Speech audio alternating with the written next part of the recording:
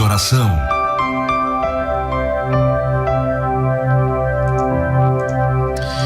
Queridos, vamos meditar na palavra de Deus, palavra que alimenta o nosso coração, no livro de Deuteronômio, no capítulo 8, a partir do versículo 1, diz assim a palavra do Senhor Jesus: todos os mandamentos que hoje vos ordeno, guardareis para os cumprir, para que vivais e vos multipliqueis, e entreis e possuais a terra que o Senhor jurou a vossos pais.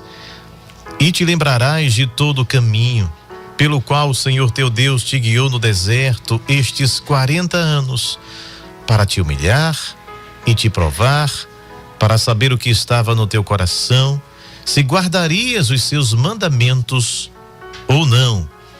E te humilhou e te deixou ter fome e te sustentou com maná que tu não conheceste, nem teus pais o conheceram, para te dar a entender que o homem não viverá só de pão, mas de tudo que sai da boca do Senhor viverá o homem. Nunca se envelheceu a tua roupa sobre ti, nem se inchou o teu pé nesses 40 anos. Sabes, pois, no teu coração que, como um homem castiga seu filho, assim te castiga o Senhor teu Deus. E guarda os mandamentos do Senhor teu Deus, para andares nos seus caminhos e para o temeres. Olha só, queridos, veja como é importante, e inclusive este é um dos textos que foi citado por Jesus quando no período da tentação, diz que o Espírito Santo o levou para o deserto para ser tentado, e durante 40 dias e 40 noites esteve o Senhor naquele lugar deserto, diz Lucas, entre as feras do deserto.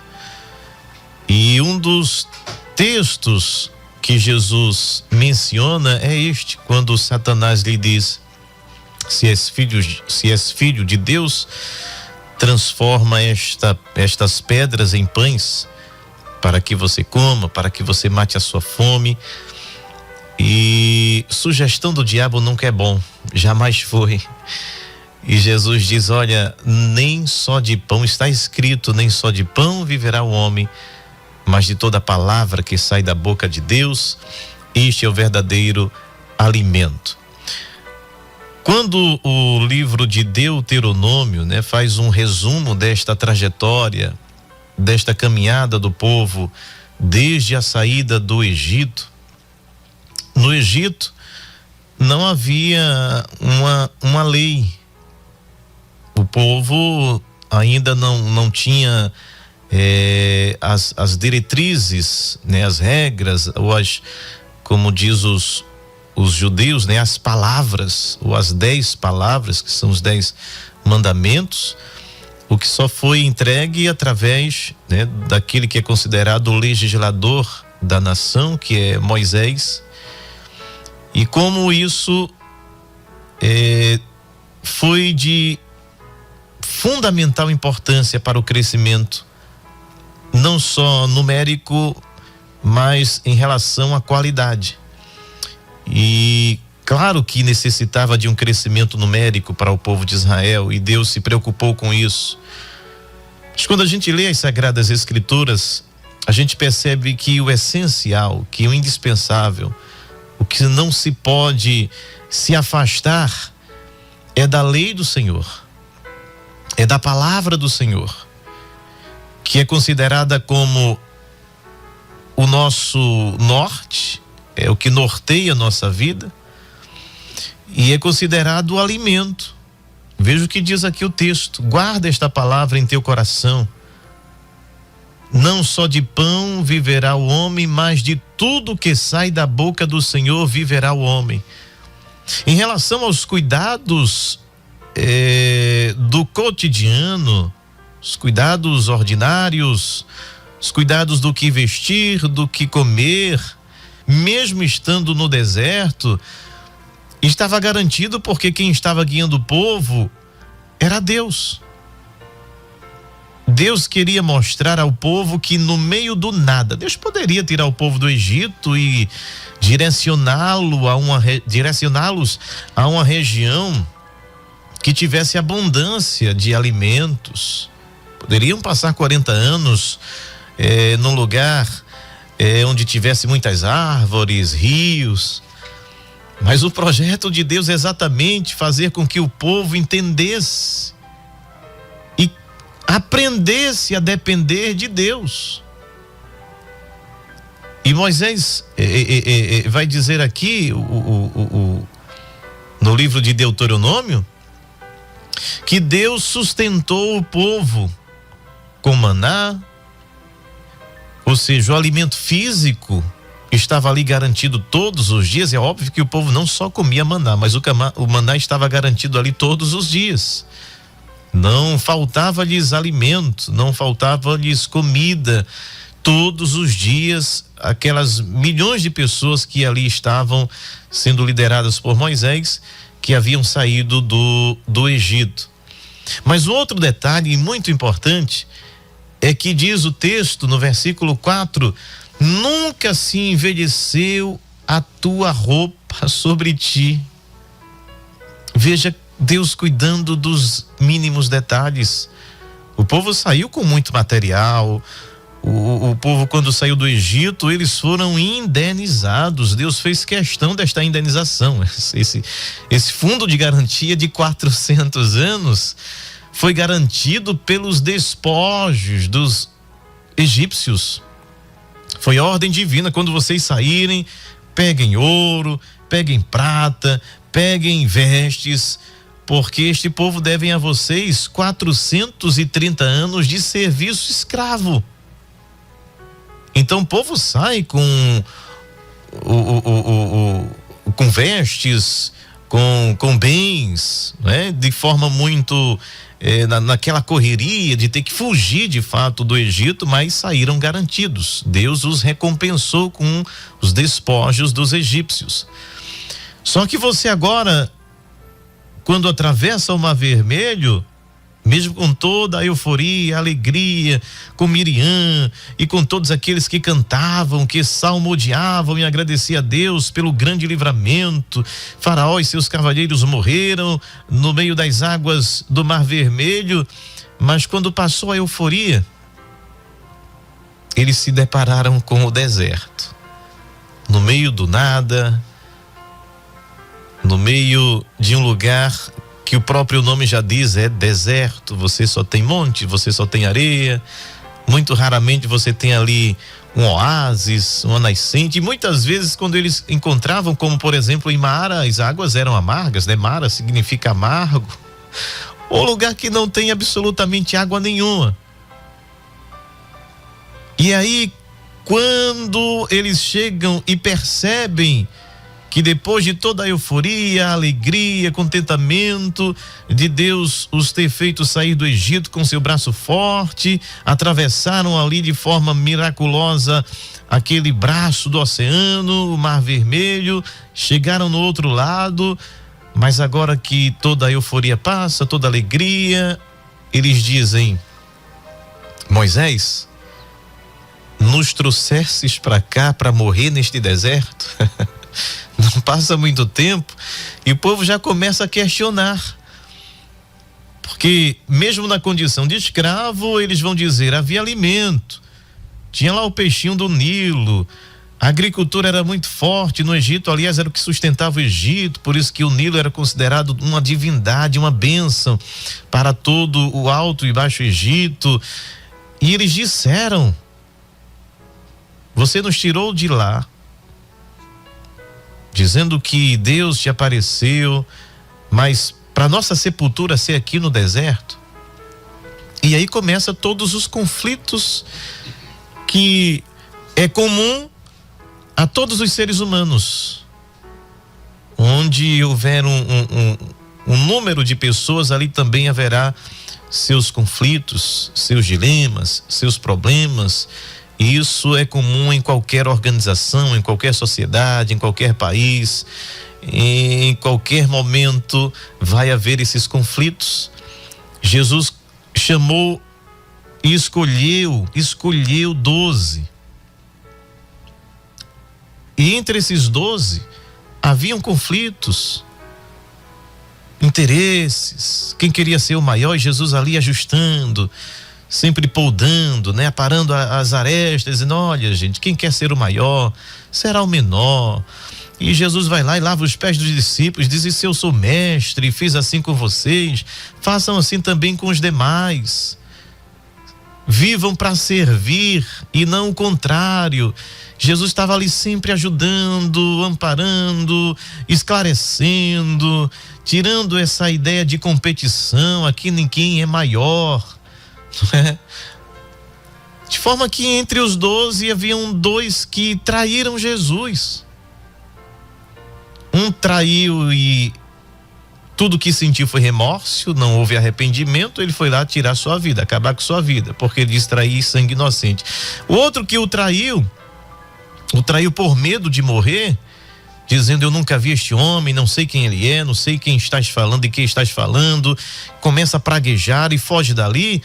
No entanto, houve de fato no seu coração um arrependimento por ter traído Jesus, o que Jesus havia dito para ele naquela mesma noite, que antes que amanhecesse o dia, ele iria o negar, ou seja, ele iria o trair por 3 vezes.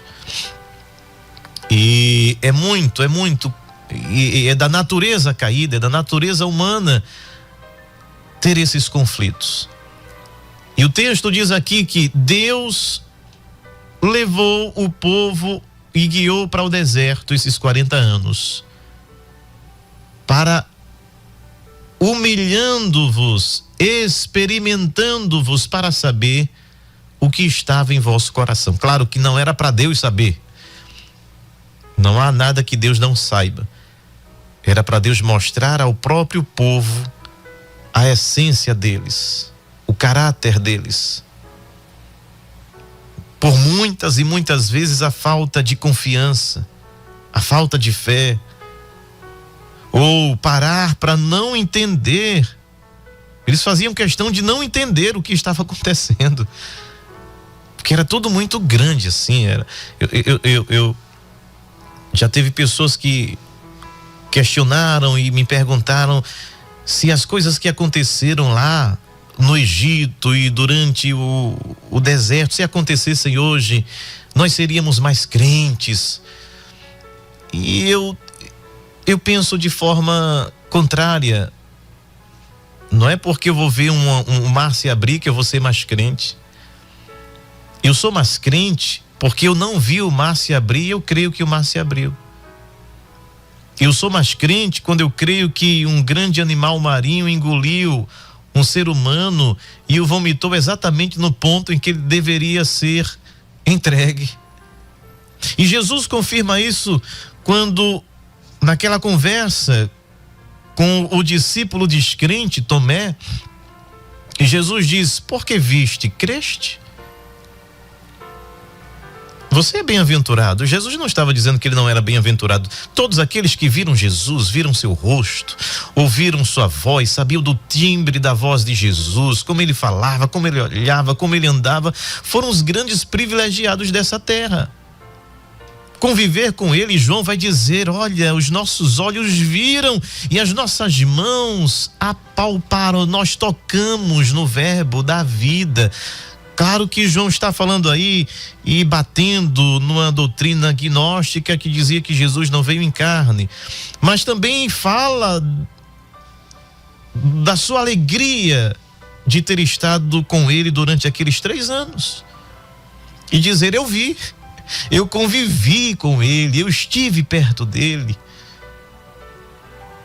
Mas mais do que isso, Jesus vai dizer a Tomé: mas bem-aventurado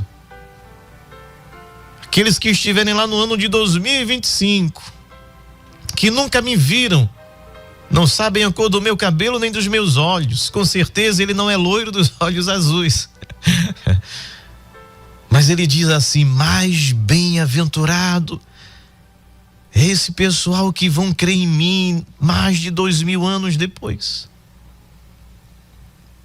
que vão se entregar a mim, que vão crer no meu nome, que vão confessar os seus pecados a mim, que passei e palmilhei esta terra 2000 anos antes, que vão crer no meu sacrifício, que vão crer que o meu sangue que foi derramado, o sangue inocente, foi o ato de expiação final, maior do que todos os milhares de animais que foram sacrificados, porque eram imperfeitos, oferecidos por homens imperfeitos, que simbolizavam apenas aquilo que haveria de acontecer na linha do tempo e da história, porque Cristo é o Cordeiro que foi morto desde a fundação do mundo, mas historicamente, há mais de 2000 anos, ele esteve aqui e na cruz ele disse: está pago, Pai. E é por isso que ele diz que nós somos mais bem-aventurados, mais do que felizes, porque nunca o vimos. Ninguém nunca viu Jesus. Não tem uma foto, não tem um material que pertenceu a ele, não tem uma sinagoga que era dele, não tinha um templo que foi dele, não tinha uma casa que a gente possa dizer foi dele, até o túmulo. Há contradições, porque Jerusalém foi destruída por diversas vezes, enfim. Então não tem nada que me ligue fisicamente a ele, a não ser a região de Israel. E é por isso que ele diz: crente em mim vive pela fé. E é isso que o povo de Israel ainda estava no estágio embrionário ali. Todas essas coisas extraordinárias que aconteceram, todos esses fenômenos, todos esses milagres, não transforma a essência humana. Quem transforma é a fé. Ver o anjo descer do céu não me faz mais crente. Ver o mar se abrir, no máximo vai me dar muita alegria, mas não vai transformar a minha vida, porque quem transforma a minha vida é a palavra de Deus. Quem muda a minha vida é o alimento que vem do céu. Por isso que o texto diz: nem só de pão, nem só das coisas físicas, porque elas passam. Eu como agora, eu vou precisar comer daqui a pouco, e a gente come, que é uma beleza. Mas a comida do céu é esta que me transforma, que me dá um novo olhar para a vida, que modifica o meu caráter, que muda. Se você é um sujeito que está num caminho difícil, o poder deste alimento, o poder do evangelho é que transforma o ser humano. E a minha resposta para ele foi: não, pelo menos a meu ver, no meu entender, se víssemos tudo que o povo de Israel viu, não somos melhores que eles. Claro que nós temos muito mais, infinitamente mais informações do que eles a respeito do céu, do inferno, de Deus, enfim, somos privilegiados nesse aspecto do conhecimento, mas não faria as pessoas mais crentes. Ser humano vai ser ser humano hoje, daqui a 2000 anos, se Jesus não voltar, a essência do ser humano será sempre a mesma: caída, pecaminosa, tendenciosa ao pecado. Porque não existe uma nação que foi mais agraciada com fenômenos espirituais do que Israel. Eu digo ontem, na década de 60, de 70, nas guerras do Yom Kippur, das guerras dos 6 dias, de milagres extraordinários que estão aí, de soldados que estão vivos e testificam ainda hoje de coisas miraculosas que aconteceram nessas guerras, de intervenção divina, mas que hoje Israel é um país que o ateísmo tem crescido. É o único país árabe onde há o movimento, né? Desses movimentos que estão por aí hoje. Não os fez mais crentes. Muito pelo contrário, os fez mais endurecidos, que não creram nem no Messias quando ele esteve lá com eles. Muito pelo contrário, o entregaram para o matar. Então, queridos, o que é que muda a minha história? O que é que muda a minha vida? Não são fenômenos que eu vejo mas é a palavra que me muda. E o Senhor disse aqui ao povo: eu levei vocês para o deserto para provar a vocês quem vocês são, para te dar a entender que o homem não viverá só de pão, para você aprender a depender de mim, a depender das coisas do céu, e não crer e não colocar sua fé e a sua confiança nas coisas materiais, ou seja, nas coisas que vocês veem. A gente, diz a palavra, não vivemos por vista. O crente não vive por aquilo que vê.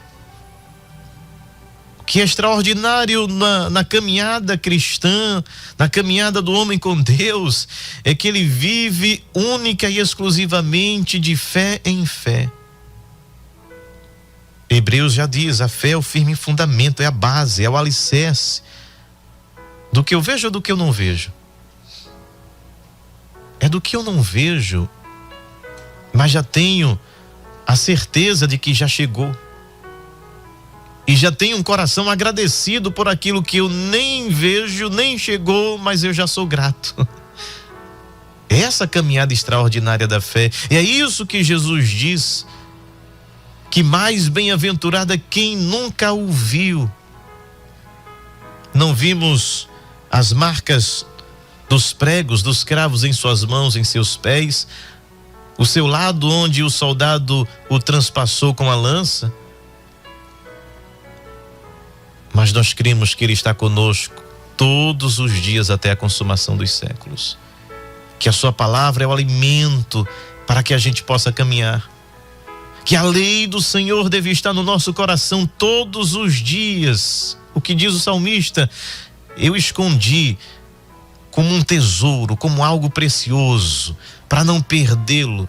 Ele não esconde no sentido de não ser visto, ele esconde no sentido de dizer: está protegido no meu coração, para ninguém roubar, para ninguém tirar, porque é impossível ter a palavra no coração e não ser percebido. Jesus disse: não se coloca uma lâmpada debaixo de um alqueire, de uma vasilha, mas no candelabro para iluminar.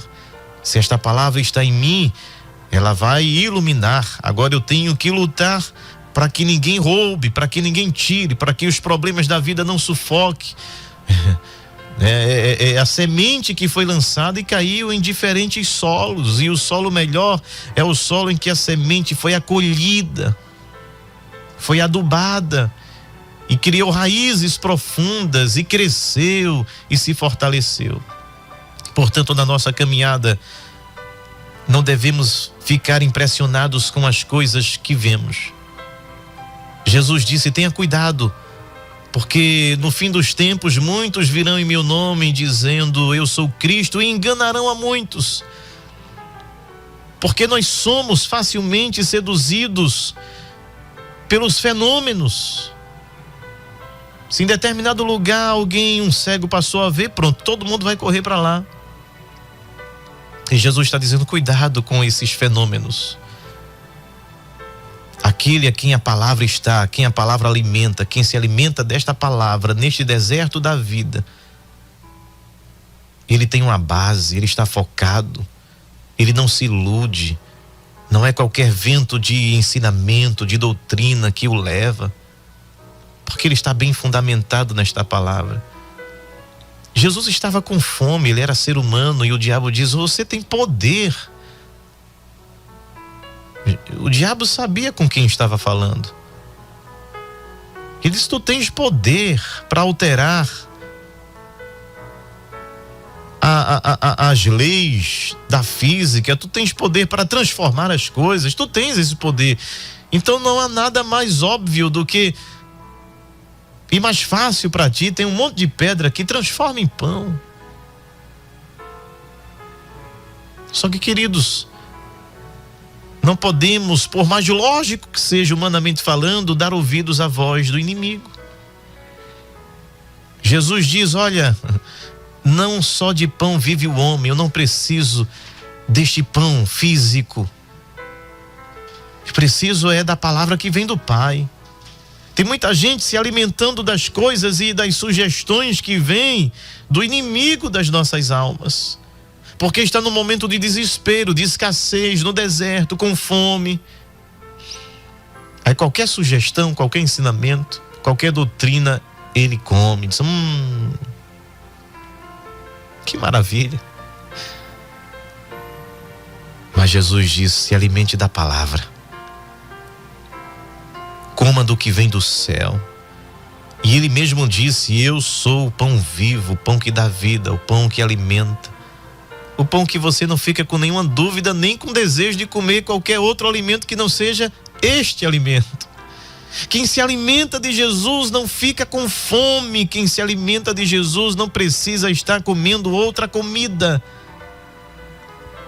Porque esta preenche, esta nutre, nos dá força, abre os nossos olhos, aguça os nossos ouvidos, nos conecta com Deus. Não preciso transformar pedras em pães. Não preciso de fenômenos, né? Diz um louvor muito bonito, muito bem feito. Preciso desses fenômenos para crer. Eu sei em quem tenho crido. E eu tento me nutrir todos os dias por este alimento que vem do céu, que é Jesus. Santo e poderoso Deus, te louvamos, bendizemos o teu nome, te agradecemos pela tua palavra, alimento para o nosso coração, alimento para a nossa vida, que possamos, Pai, cada dia mais nos alimentar de ti, nos fortalecer na graça e no conhecimento através da tua palavra. Ajuda-nos, ensina-nos, ó Espírito Santo. Continua abençoando a cada lar, a cada vida, a cada família neste momento. Em nome de Jesus. Amém.